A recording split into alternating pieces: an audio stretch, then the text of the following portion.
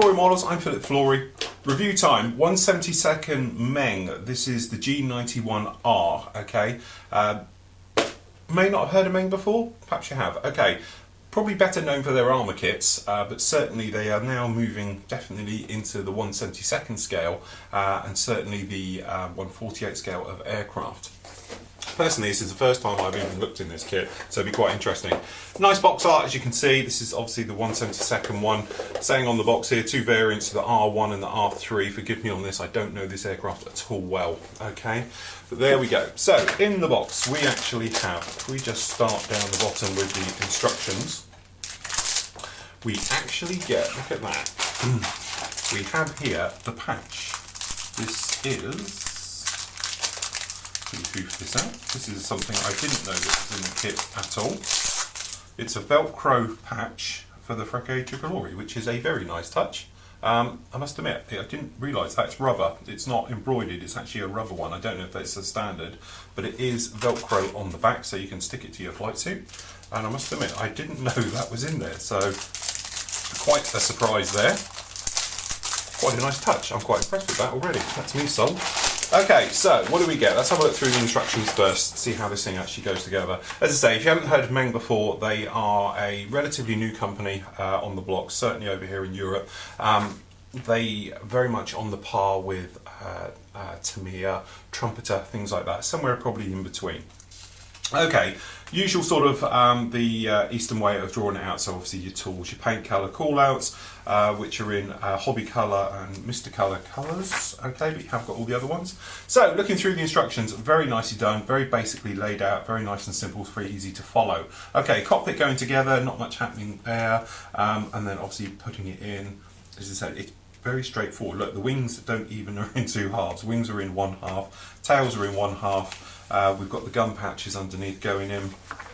Okay, up or down gear positions, as you can see, quite a nice touch. Going right the way through, very, very simple kit, this one.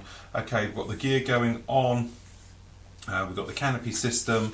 It looks like we have an entire side goes onto these to cover up those. So pretty straightforward. Pylons going in, obviously being fitted, or you can have a weapons loadout. We're obviously going to get a choice of weapons down in there, so as you can see we have all of those in there. And then we've got the parts list, and then what we do have, which is what drew my eye to this, we do have some very colourful ones. So obviously we've got the Fraquet Tricolore colours, this beautiful tail system underneath them, and the dark blue on the top. Side shots of those, and then again we've got the fantastic, we'll have the German one with the tiger mouth on it, which is absolutely stunning, and then top and bottom, so we've got the two-tone camo on the top and then the grey on the bottom, and then we have the US one on there. So as I said, very, very nicely done. It's US Army colours, so we have the day glow colours over the camo, which again, very, very nice. And then we've got some colour call-outs for the actual bombs and rockets, pretty much your standard sort of dark greys and your greens.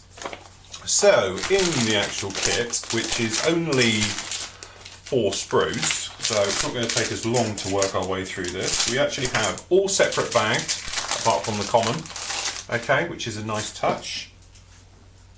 Okay, first thing you notice is the plastic is very shiny. It's very hard, it's quite brittle, okay. We actually have down here, as you can see, some extremely fine recessed panel lining. Well, the camera can actually pick this up, might be a bit tricky for it, a bit hard.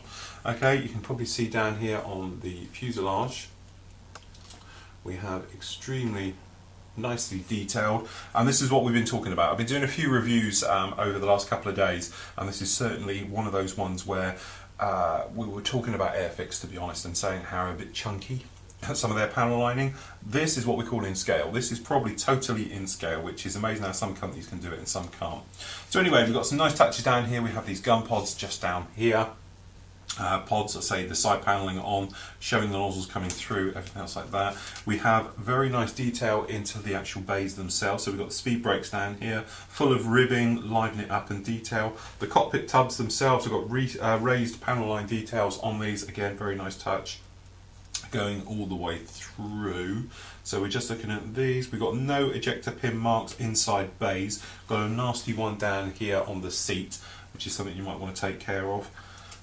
No flash, no nasties, no nothing absolutely anywhere on this. The only trouble you find sometimes, because this plastic is quite hard, okay, you have this situation where it cracks. So you do have to be a bit careful. It's not as flexible, perhaps if you're playing with some of the more sort of European companies. We're not going to bother getting these axe, there's nothing to it, but these are basically, we've got the fences for the actual, the wings themselves, and obviously we've got different types of fences with and without pylons, and then the pylons themselves, pretty standard. Common weapons, again, we won't bother getting these out. As I say, rocket pods, fuel tanks, drop bombs, and everything else, and the gear. Very nicely parts. Okay, the clear part. I'll whip this little guy out of the bag. It's double bagged by the looks of it. It is completely double bagged. That's in a slip bag. Oh, it's foil. That's a beautiful way of keeping your canopies nice and clear. Beautifully clear canopies. This is what we're talking about. We've got no sign of cobwebbing, we've got no sign of anything at all that perhaps will cause you any problems in there. And it's a nice touch that it's covered in this semi-tacky plastic as well, to making sure your canopy stays nice and crystal clear without scratching, anything else like that. And we have a small bag here, which is a resealable bag, which is a nice touch, which is good for me. Okay, for the decals. Proper plastic to protect these decals. Okay, they're printed in China, which you worry, but looking at them, they look very, very nice. Very hard to tell if they're totally in register. Sometimes you get white when they're on backing paper. It's only normally when you slip them off. But I have to say, those do look particularly nice. I can't see any problems with those whatsoever. They do look really, seem to be in register. They look to be nice, vibrant colours. Perhaps a little bit dulled down. You know, we're saying these are more of a sort of satin finish, which is quite a nice touch with these. Again, not cheap, okay, but then sign of the time, I'm afraid. Yeah, all these kits are going up. I don't mention prices because I get slated, because everyone says, oh, you can buy it cheaper here, you can get it cheaper there. You know, but as you say, have a look online, you'll find them. If you wanted to do something in a myriad of different colour schemes and things like that, this is definitely the kit for you. And it's a nice touch, because you do get a patch in it, which is, as I say, odd, but it's true. So there we go. This is the Meng, this is the G91R, or you can do it as the R1 or the R3. It really does look a nice kit. Very, very simple to go together. So if you want a quick build and get on nicely with some great colour schemes and everything else, this is the kit for you.